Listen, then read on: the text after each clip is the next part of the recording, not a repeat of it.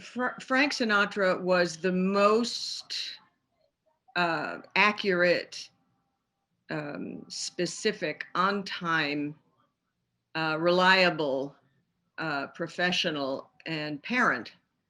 It applied to everything he did. He believed in if you're not early, you're late.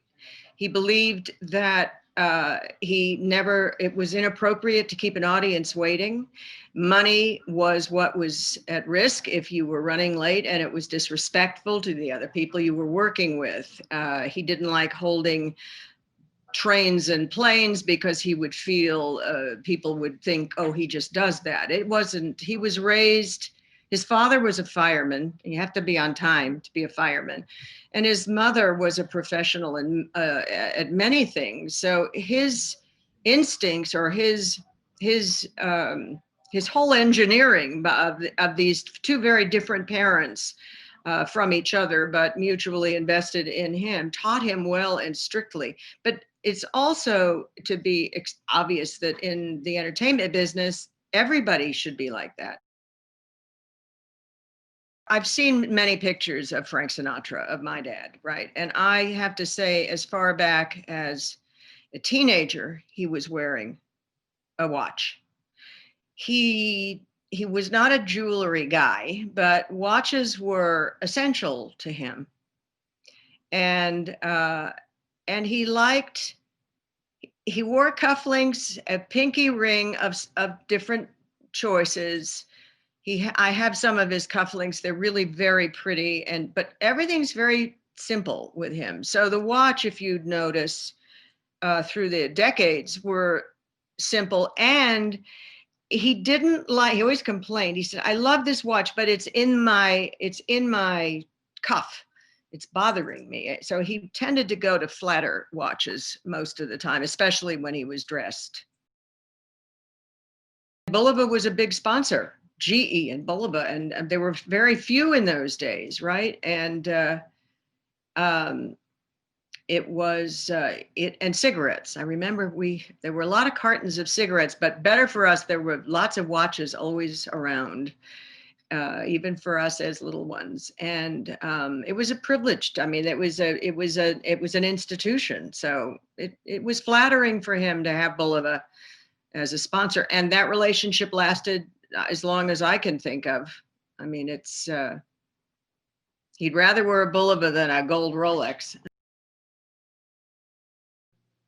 Well, I think that this Bulova Sinatra collection really reflects an era in which Dad was quite formidable, and they're mid-century, meaning the 50s, for those of you who don't know what that means. It's a long time ago, but classic, simple, and the way I think jewelry should be, and definitely the way he thought jewelry should be conceived. I don't see anything that doesn't look like, in all of them, I don't know if you can see them, I don't see any design he would not have worn. I picked that. It's Young at Heart. And a lot of the picking had to do with the song title. Each of them are after song titles, named for song titles. And I picked it because I thought he would. So if I had to guess what Dad would have chosen, because I'm a good guesser for him, I've learned well, I took the one I thought, Young at Heart. That's the one I thought Dad would take. And for two reasons. First and foremost, it's got numbers. He liked the 1 through 12, to be honest.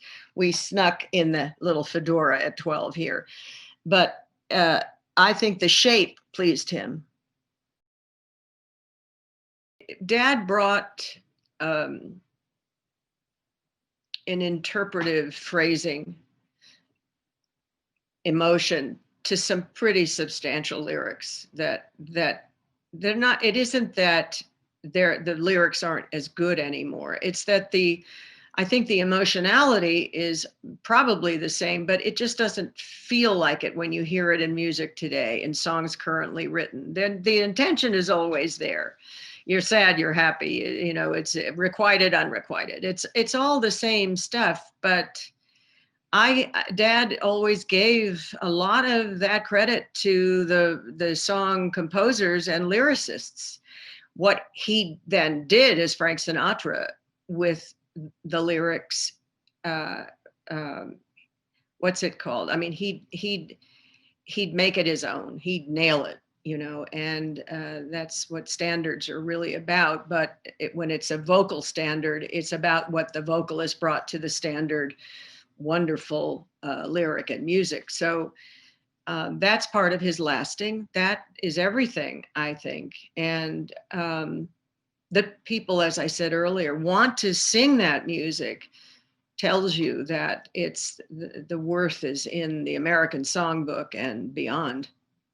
And remember, Dad couldn't wait to record yesterday.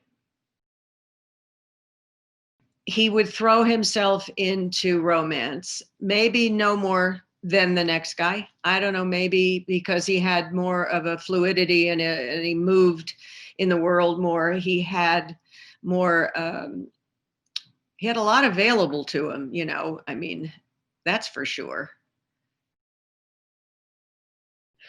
You know, my favorite song is one written by Kahn and Van Heusen, recorded by Dad, not covered by most artists. I don't think there are, I haven't heard a cover of that song, maybe ever, never. I don't know. I have to ask Tita Khan, who was Sammy Khan's wife. But it's entitled All My Tomorrows. That could be a watch name, All My Tomorrows. You did, I told you I picked mine for the young at heart, because that's what Dad was and will always be. And that's another reason why we still have him. But I think I'd like to think about that. I'll name the next batch if you decide someday to do that. I would think High Hopes would be a good one. Would have been a good one for now.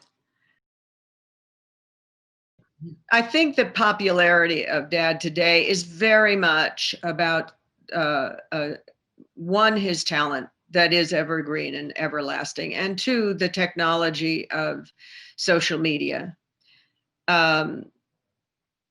We have seen a real surge of his popularity each year since 15.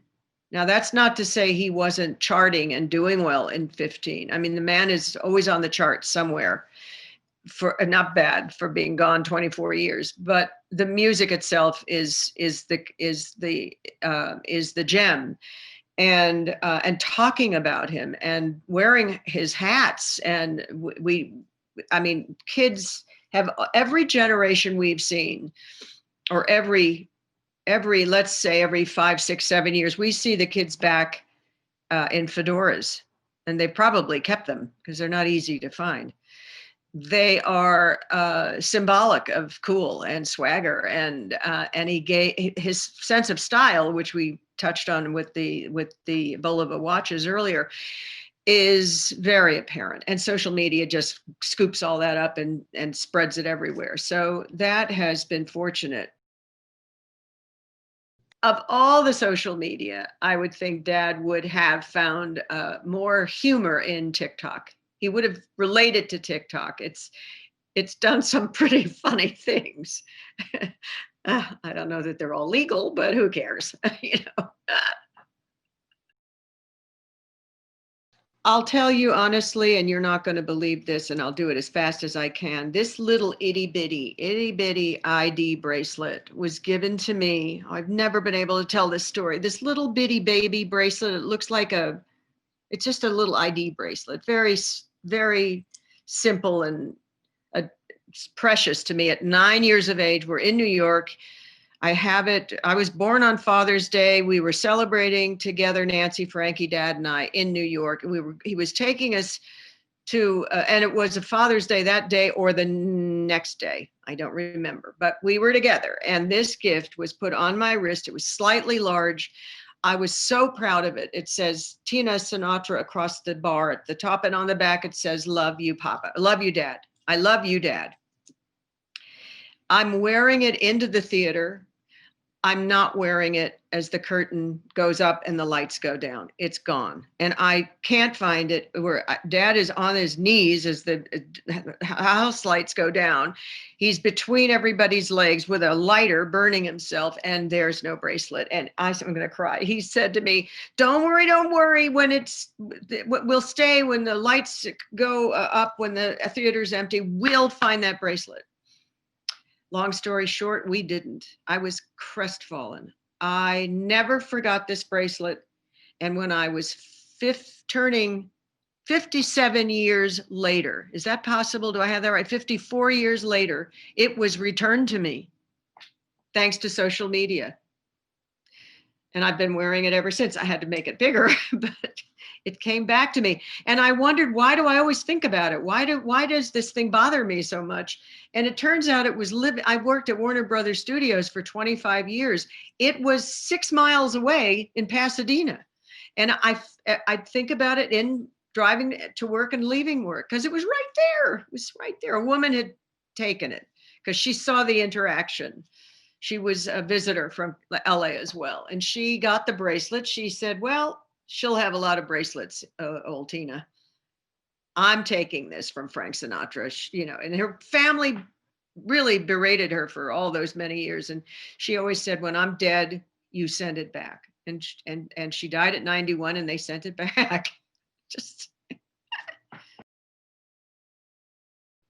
Well, I did one in 1992, a miniseries on Frank. It was CBS Warner Brothers miniseries, and it was very satisfying. It was very good for its day. And right now we are working on for streaming. We're working on a real, without being linear, birth to death, longer miniseries. We're also working on a play, by the way, a musical, and it's a love triangle about Dad, Mom, and Ava Gardner.